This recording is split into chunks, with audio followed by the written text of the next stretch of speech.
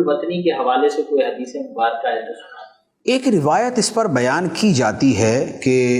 وطن کی محبت ایمان میں سے ہے، لیکن اس حدیث پر علماء نے کلام کیا ہے کہ یہ حدیث مبارک مستند نہیں ہے، اور بالفرض اگر کسی درجے میں ثابت بھی ہو تو اس سے مراد جو ہے وہ اپنے ملک کی محبت نہیں بلکہ وطن اصلی یعنی آخرت کی محبت ہے، کہ آخرت جو ہمارا اصلی گھر ہے، اصلی وطن ہے، اس کی محبت ایمان کا حصہ ہے، تو وہ اس کے بارے میں ہے۔ لیکن اس سے ہٹ کر ویسے وطن سے محبت کے حوالے سے میں عرض کر دیتا ہوں کہ وطن سے محبت یوں کہ ایک فطری چیز بھی ہے،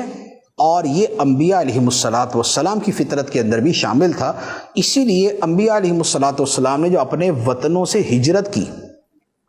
حضرت ابراہیم علیہ السلام نے ہجرت کی، حضرت لوط علیہ السلام نے ہجرت کی، موسیٰ علیہ السلام نے ہجرت کی، حضرت شعیب علیہ السلام نے ہجرت کی، تو یہ جو ہجرتیں ہیں تو یہ ہجرت اور اس کی فضیلت یہ کیوں ہے؟ اس لیے کہ اپنا جو وطن مالوف ہے، جہاں بندہ مانوس ہوتا ہے، وہ اس کو چھوڑتا ہے، تو اس سے جو محبت ہے، اس کا مطلب ہے کہ یہ فطرت انبیاء علیہم السلام میں، تو فطرت سلیمہ یہ ہے کہ بندے کو وطن سے محبت ہوتی ہے۔ اور خود سرکار دو عالم صلی اللہ تعالیٰ علیہ وسلم جب مدینہ منورہ آتے، سفر سے آتے، تو جیسے جیسے مدینہ طیبہ قریب آتا، نبی پاک علیہ الصلوۃ والسلام اپنی سواری کی رفتار کو بڑھا دیتے۔ یہ مدینہ طیبہ کے ساتھ محبت کے سبب تھا۔ اس لیے اس حدیث کی شرح میں حضرت علامہ بدر الدین عینی رحمۃ اللہ علیہ نے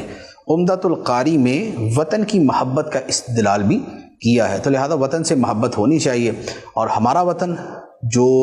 اسلامی ملک ہے، اسلامی سلطنت ہے، جس کی سرحدیں اسلامی سرحدیں ہیں، جو اسلامی جمہوریہ پاکستان ہے، تو اس کے ساتھ محبت کرنا جو ہے یہ ہماری فطرت میں بھی ہے، اور یوں کہہ لیں کہ ہمارے دینی احکام میں بھی ہے۔